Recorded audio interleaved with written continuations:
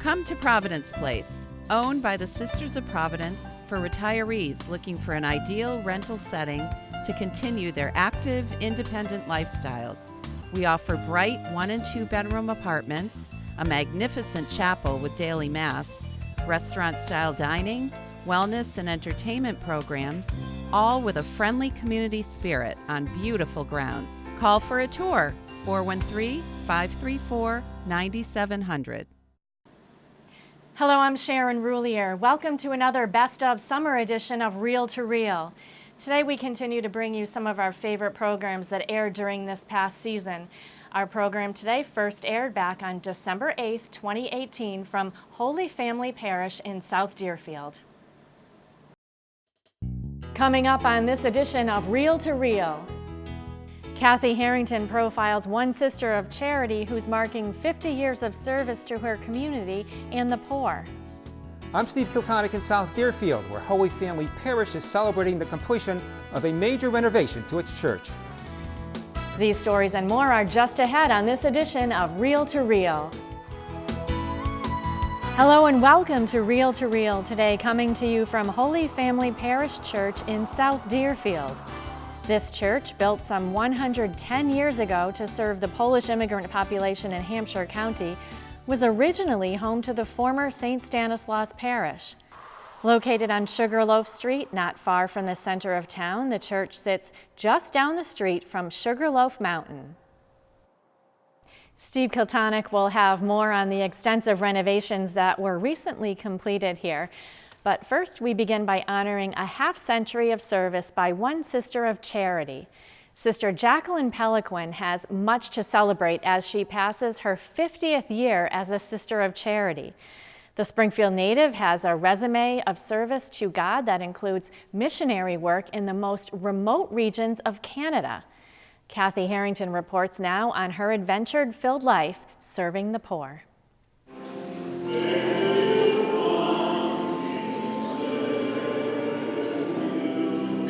For 50 years, Sister Jacqueline Peliquin has lived God's call to serve. The where has been in some of the most remote places in North America. I've spoken with other sisters, and why enter at a particular time? It's just that attraction is so strong. It's that time. You don't plan it, you just seem to know. On the first Saturday in September, Sister Jacqueline attended Mass with her family at Springfield's Mary Mother of Hope Church. It was the eve of her return to Canada. That is where she has spent the last 50 years as a Grey Nun, as a member of the Sisters of Charity congregation founded by St. Marguerite Duville. My mother had great faith. When my mother spoke of God, he wasn't a stranger, like speaking to you. So our faith begins somewhere, it begins at home. Inspired in part by her aunt, Sister Jacqueline wanted to become a nun. I just always sort of knew. Sister Jacqueline remembers growing in her faith, making her first communion at St. Thomas Aquinas Church. I think I always wanted to, but the closer I got to it, I wouldn't mention it to anyone. I didn't want people to know. Once-a-year family vacations to Canada included visits to her aunt, a member of the Sisters of Charity of St. Hyacinth. She was in this huge house. I almost wondered what they did. And then one day we happened to go into her classroom. We surprised her, and she started crying. I guess she couldn't believe it. And when I saw these children, it just, that's what, English. That's what attracted me, the children. And I remember consciously thinking, when I grow up, I will love children like these. The oldest of 5 children, upon graduating from Sacred Heart High School in Springfield, college wasn't a possibility for this working-class family. It was 1966, and the 18-year-old entered the novitiate of the Sisters of Charity of St. Hyacinth in Ottawa. It's a time she calls lonely. I'm in another country, and postulants and novices, we did not have contact with the other sisters. So the formation, you were pretty much, I don't know, isolated is the right word. When my mother wrote her first letter, I started crying. The novitiate was a year of studies, the Bible, religious life, and church history. You learn about yourself if you have the aptitudes, and they also study you. And after this year of intense study, you know, you're learning what you're getting yourself into. Now, to what you are engaging yourself. Am I made for this, or will I be able to? Before taking her first vows, she studied at Notre Dame College in New Hampshire, eventually earning a bachelor degree in education. I never thought I was really ready. I thought it was overwhelming. Well, she met each of us individually, and I said, "Oh no, I'm not ready." She says, "You're ready." Her parents were on hand for the first vows and the celebration. And going off to missions. So I went to northern Manitoba, my first experience. Shock, culture shock. There was a book at that time, Culture Shock. Ay, ay, ay. The trip took 2.5 days by train just to get to St. Boniface, Winnipeg. Because we were in isolated missions. You had to take a bush plane in. So it's a whole gigantic adventure. Oh, it was just, I said, where did they send me? Finally arriving on an Indian reservation in North Manitoba, Sister Jacqueline was posted as a teacher at St. Teresa Point, closer to the Arctic Circle than to her family in Springfield. No telephones, no televisions. We would listen to the Voice of America. I thought we were somewhere far, far away, which we were. But the children were just superb, and where I learned community life. The sisters were teachers for Northern Indian Affairs. Their living conditions were rough, 30 to 40 degrees below zero in the winter, and bordering a frozen lake that became a winter highway and the fastest way to travel. When I was up north, the children had a hunger to hear about Jesus. The sisters prepared the children for First Communion, held communion services and funerals, and because the priest covered 5 Indian reservations, they also prepared young women for their wedding ceremony. There was a special connection. I loved all of them. Among her former students was a boy who grew up to be chief of the reserve. And he says, "Sister, I want to show you my children." So I'm the age of a great-grandmother for them. So they had 5 children, so Linda and Freddie with their children. And it's good to go back. Now, decades later, she calls this first mission to Manitoba her most proud accomplishment. Over the years, Sister Jacqueline earned a bachelor degree in theology. Later, following 2 more missions in Manitoba, she received a master's degree in theology. What I feared oftentimes was the greatest learning experiences. In addition to teaching, Sister Jacqueline has served as formation director for her congregation.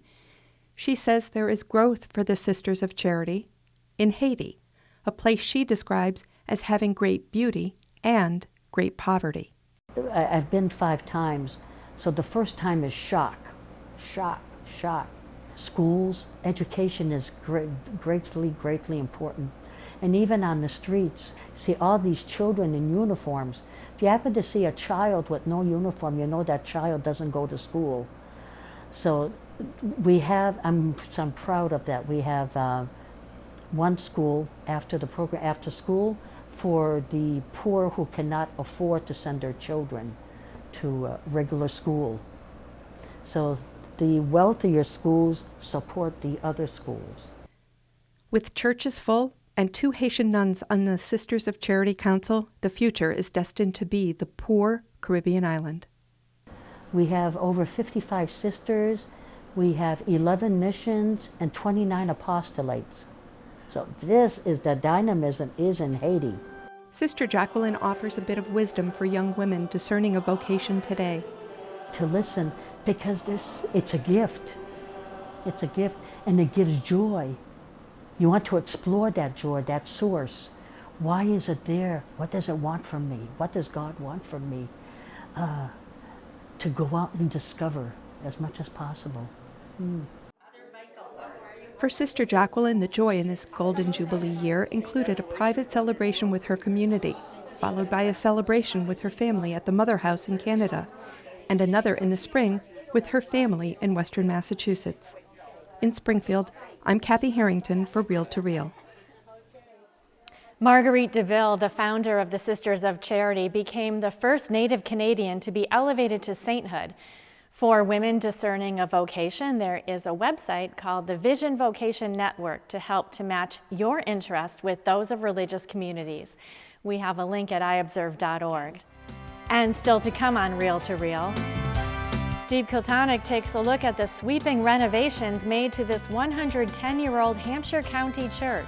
All still to come on Reel to Reel.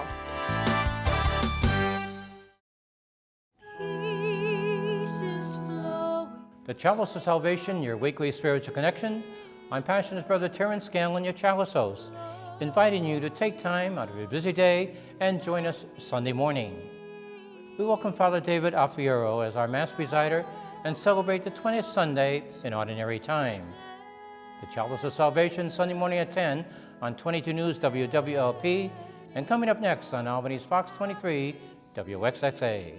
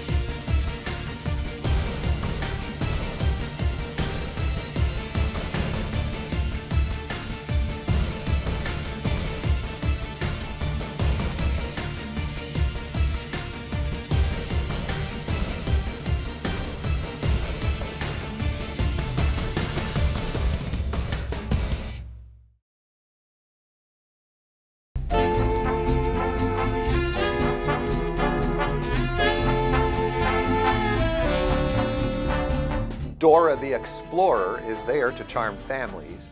And guess what? A new film where the dog is the center of our attention.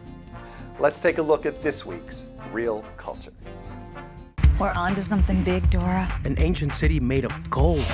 Okay, first let me tell you, as a father of two boys, this new film, Dora and the Lost City of Gold, is mostly a young girl's film. Yes, young men may enjoy it, but for the summer, it's a girl's world. We follow Dora, a bright young girl who craves adventure and will do anything to be like her mom and dad. As she enters school, she and her pet monkey seek friends, but in time get mixed up in a silly adventure to find her mom and dad who have gone missing. Okay, the film is silly, but what do you want? It's the summer, a time to relax and let our minds go on a little adventure.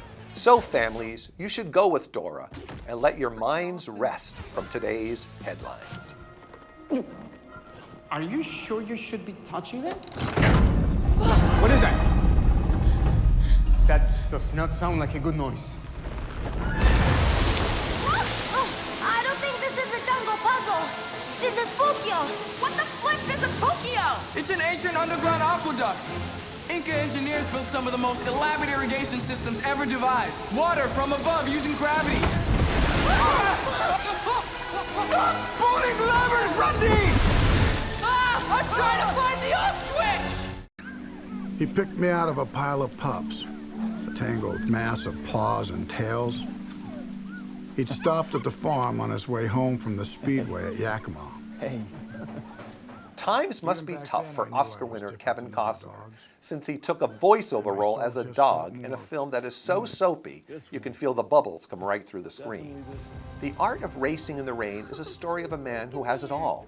A wife he loves, a daughter he loves, and a dog, you guessed it, that he loves very much.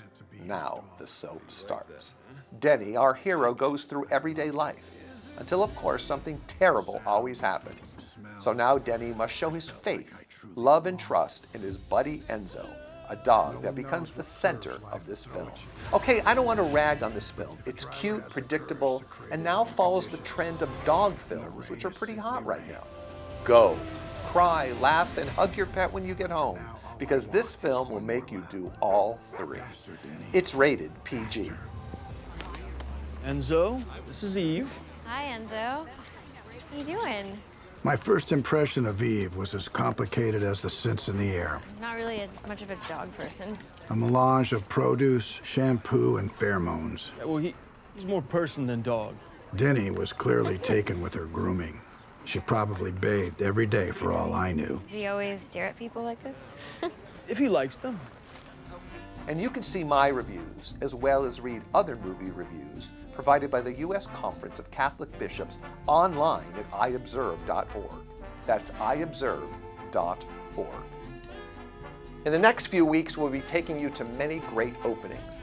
The Bushnell season kicks off with SpongeBob SquarePants, starting in October, followed by Tony Award-winning actress Betty Buckley and Hello Dolly, followed by a great season at the Majestic, including the plays Death Trap and the musical 9 to 5. I'm Mark Giza for Real Culture. Have a fabulous weekend.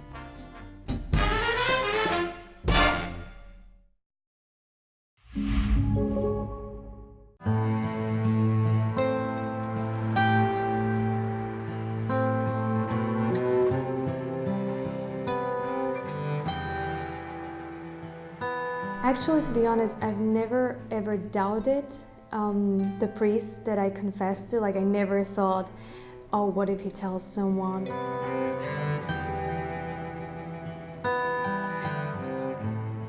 A law compelling a priest to break the seal of confession is an unjust law. If I was threatened with jail, I guess I would have to go to jail. I would never, ever allow them to force me to tell them anything that I heard in the confessional. And I'd be willing, certainly be willing to go to jail over it. Simply because it is so inviolate a concept within the Catholic Church. And I don't even think it would be a difficult decision for a priest to make. When faced with that dilemma, break the seal or go to jail, absolutely, I would not break the seal of confessional. I would go to jail. I know no priest who would choose to violate his conscience towards God.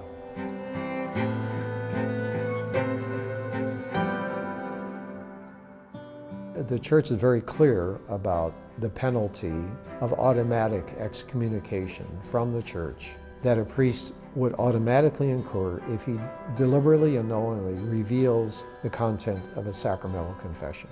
And so I can't imagine anything more heavy and more powerful for any priest.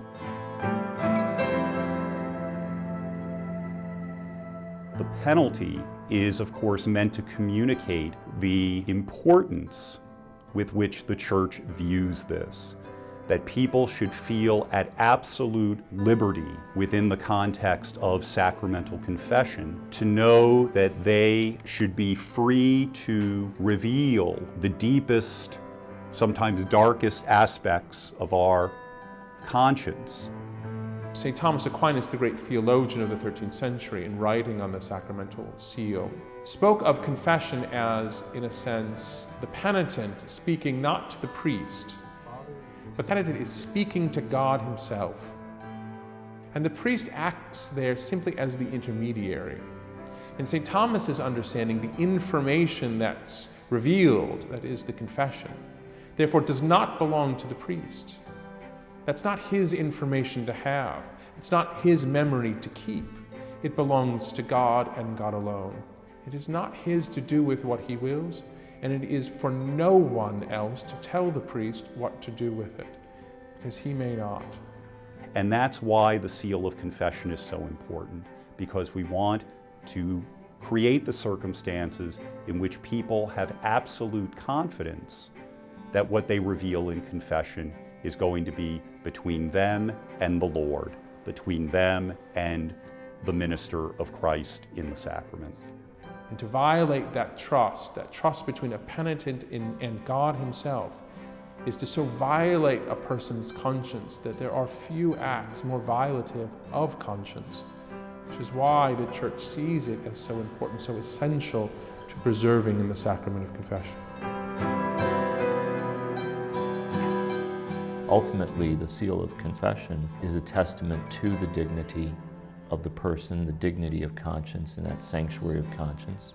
Were I exercising my ministry in a state that did not respect that, and for whatever reason attempted to compel me to break that seal, you come and arrest me.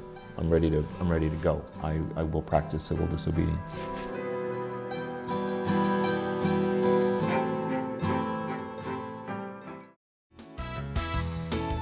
You are watching Reel to Reel, your window on the world around you.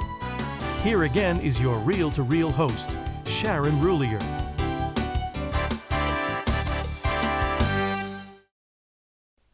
As we set off the top of the show today, Holy Family Parish here in South Deerfield held a rededication Mass last Sunday to mark the completion of some large-scale renovations which coincided with some recent growth in that worshiping community.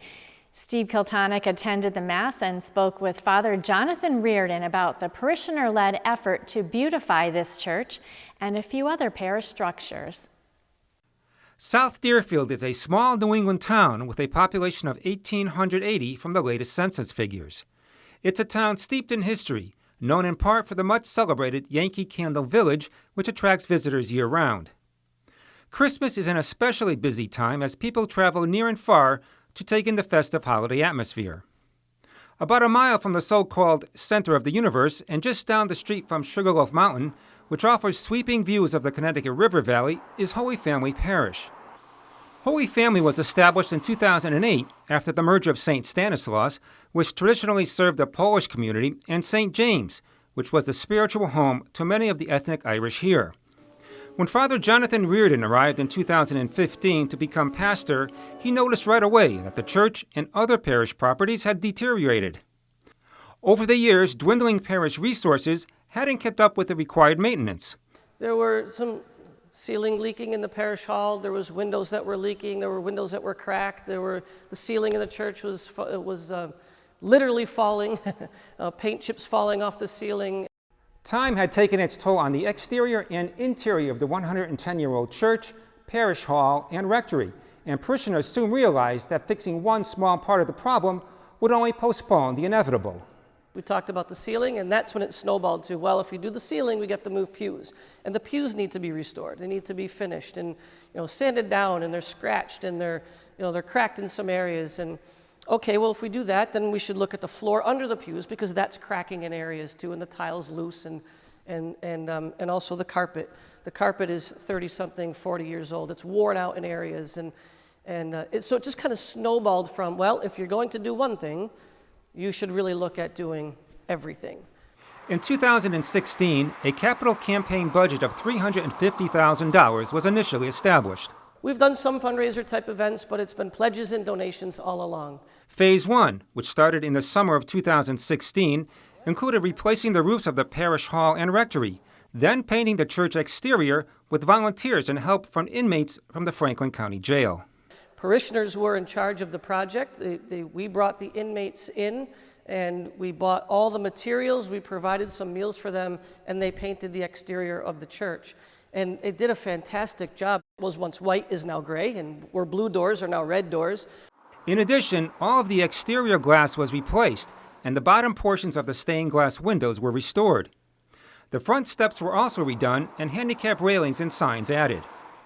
The church was closed this past June for close to 100 days to start the second phase, the renovation of the church interior.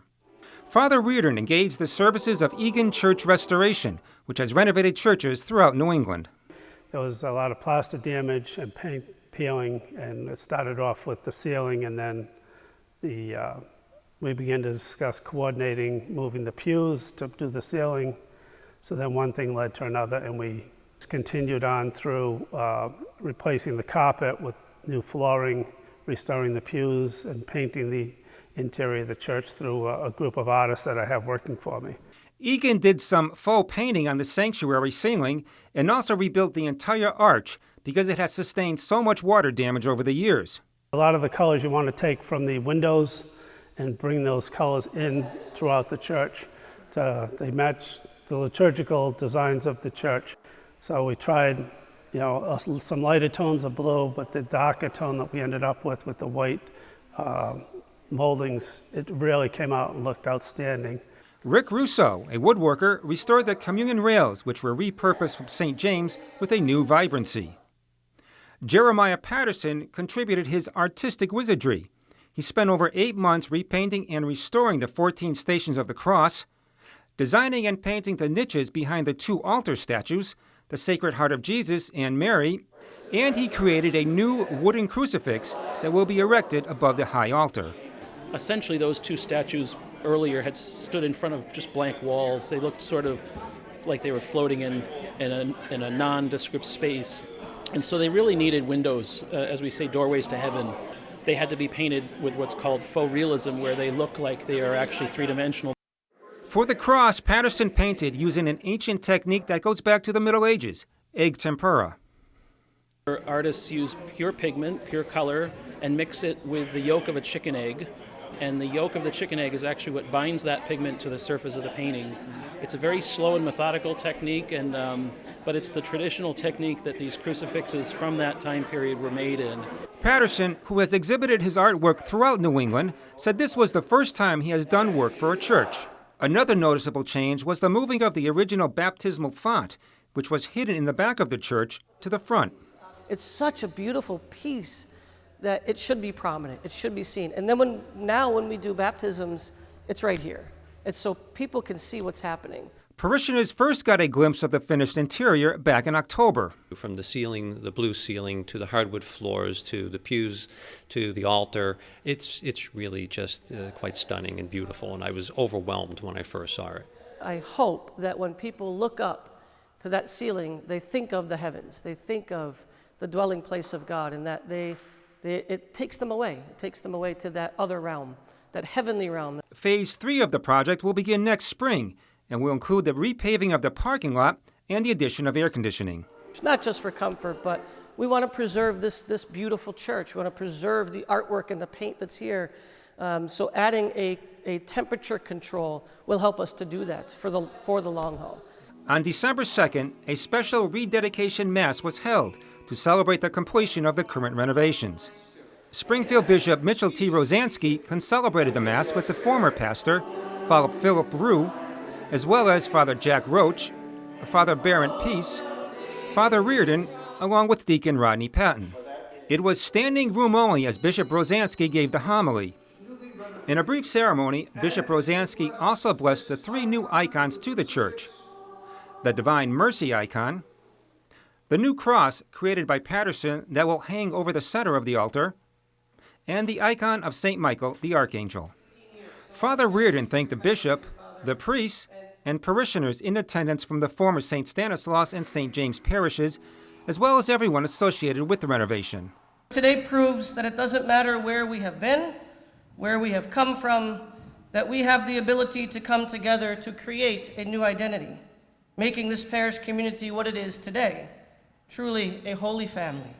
As Bishop Rosansky and Father Reardon alluded to, their hope is that the physical renovation spur parishioners on a new journey of the heart, a spiritual journey that will deepen their faith and draw them closer to the heart of God, welcoming Him more fully and more completely into their lives. As we ask God's blessings upon this building and upon these icons, may God give to our hearts true hope in His promises, promises that are always for His people fulfilled. For Real to Real, I'm Steve Kiltonic. What a magnificent job the parish did on the renovations. Beautiful work. A nice place to visit during these final weeks of summer. Thanks for joining us this week. We will be back next week with another Best of edition.